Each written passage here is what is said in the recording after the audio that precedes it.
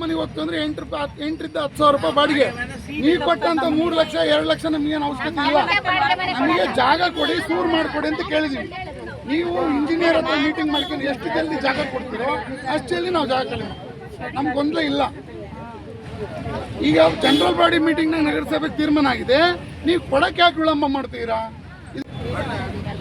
ಈಗ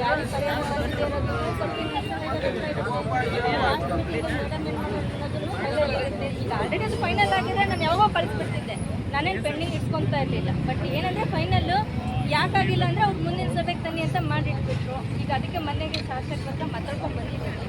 ಅವ್ರು ನೆಕ್ಸ್ಟ್ ಏನೇ ಕುತ್ಕೊಂಡು ಚರ್ಚೆ ಮಾಡೋಣಮ್ಮ ಅಂತ ಹೇಳಿದ್ರು.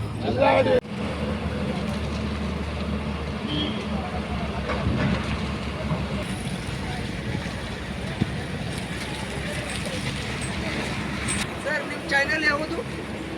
न्यूज़ फर्स्ट तेगी सब रुका एक फोड़ चैनल है, हम भी देखता है ना। चैनल के नाम बोलो।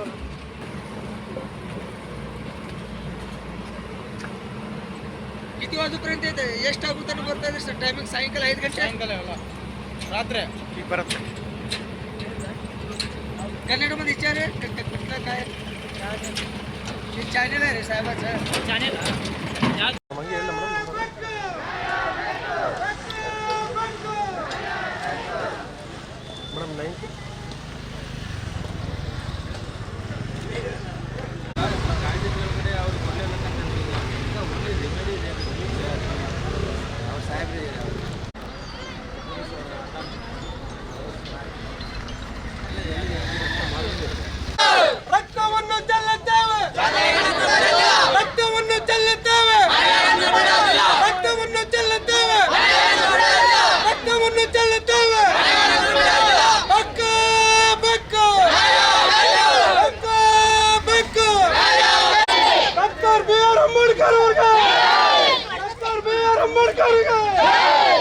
ಎಲ್ಲರಿಗೂ ಮಾತಾಡಿಸ್ಬಿಟ್ಟು ಮೊನ್ನೆ ಹೋಗಿತ್ತು. ನಮ್ಮ ನಗರಸಭೆಯಿಂದ ಹಿಂದೆ ಆಶ್ರಯ ಮೀಟಿಂಗಲ್ಲಿ ಪಾಸ್ ಮಾಡಿದ್ದಾರೆ, ನಿಮಗೆ ಕೊಡಲೇಬೇಕು, ಈಗೇನು ಅವ್ರ ಮನೆ ಕಳ್ಕೊಂತ ಇದ್ದಾರೆ ಅಂಥವ್ರಿಗೆ ಖಂಡಿತವಾಗಿಯೂ ಮನೆ ಕೊಡಬೇಕಂತೇಳಿ ಮೀಟಿಂಗಲ್ಲಿ ಪಾಸ್ ಮಾಡಿದ್ದಾರೆ. ಬಟ್ ಶಾಸಕರು ಇರಲಿಲ್ಲ, ಹಂಗಾಗಿ ಸ್ವಲ್ಪ ಪ್ರಾಬ್ಲಮ್ ಆಗಿತ್ತು. ಈಗ ಅವ್ರ ಹತ್ರ ಮೊನ್ನೆ ಲಾಸ್ಟ್ ವೀಕ್ ನಾನು ಮಾತಾಡ್ಕೊಂಡು ಬಂದಿದ್ದೇನೆ. ನಿಮಗಂತೂ ಈಗೇನು ಮನೆ ಹೋಗ್ತಾ ಇದ್ದಾರೆ ಅಂಥವ್ರಿಗೆ ಖಂಡಿತವಾಗಿಯೂ ನಾವು ನಿವೇಶನ ಕೊಡ್ತೀವಿ. ಅವ್ರ ಹತ್ರ ಪಟ್ಟಿ ಸಹ ನಾವು ತಗೊಂಡಿದ್ದೀವಿ. ಮೇಡಮ್ ಅದು ಪಟ್ಟಿ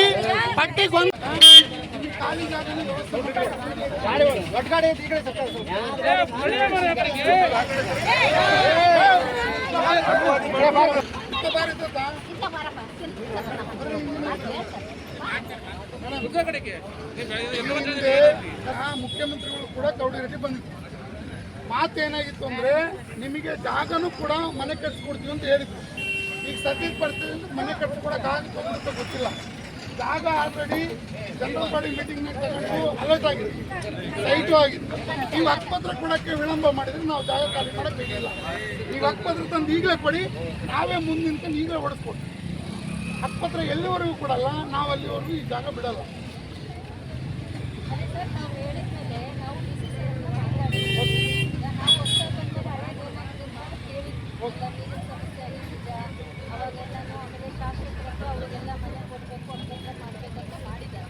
ಬಟ್ ಏನಂದರೆ ಅವಾಗ ಪಟ್ಟಿ ಎಲ್ಲನೂ ತಗೊಂಡು ಮೇಡಮ್ ಬಂದು ಇನ್ಸ್ಪೆಕ್ಷನ್ ಮಾಡಿಕೊಂಡು ಹೋಗಿದ್ದರು. ಆ ಪ್ರಕಾರಕ್ಕೆ ಕೆಲವರಿಗೆ ಈಗ ಆಲ್ರೆಡಿ ಒಂದು 16 ಜನಕ್ಕೂ ಎಷ್ಟಕ್ಕೂ ಆಲ್ರೆಡಿ ಅಲಾಟ್ಮೆಂಟ್ ಬೇರೆ ಬೇರೆ ಕಡೆಗೆ ಮಾಡಿದ್ದಾರೆ. ಬಟ್ ಅದನ್ನು ಎಷ್ಟು ಮುಂದಿನ ಸಭೆಗೆ ತರ್ತೀವಿ ಅಂತ ಹೇಳಿದ್ರು.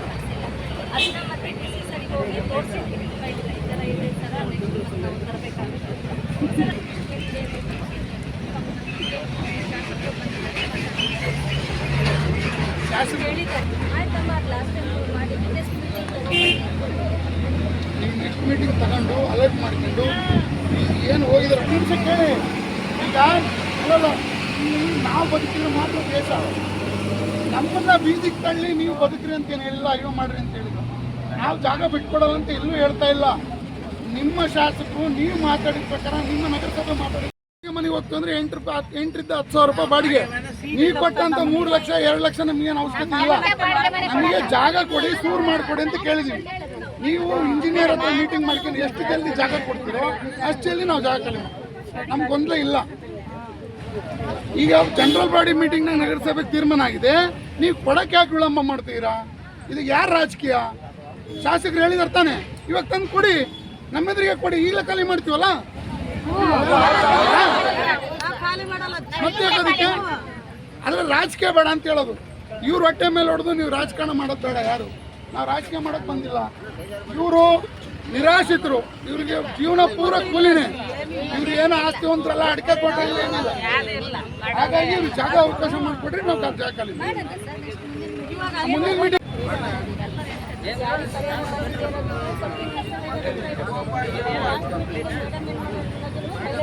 ಈಗ ಆಲ್ರೆಡಿ ಅದು ಫೈನಲ್ ಆಗಿದೆ. ನಾನು ಯಾವಾಗ ಕಳಿಸ್ಬಿಡ್ತಿದ್ದೆ, ನಾನೇನು ಪೆಂಡಿಂಗ್ ಇಟ್ಕೊತಾ ಇರಲಿಲ್ಲ. ಬಟ್ ಏನಂದರೆ ಫೈನಲ್ಲು ಯಾಕಾಗಿಲ್ಲ ಅಂದರೆ ಅವ್ರು ಮುಂದಿನ ಸಭೆಗೆ ತನ್ನಿ ಅಂತ ಮಾಡಿಟ್ಬಿಟ್ರು. ಈಗ ಅದಕ್ಕೆ ಮನೆಗೆ ಶಾಸಕರ ಹತ್ರ ಮಾತಾಡ್ಕೊಂಡು ಬಂದಿದ್ದೆ.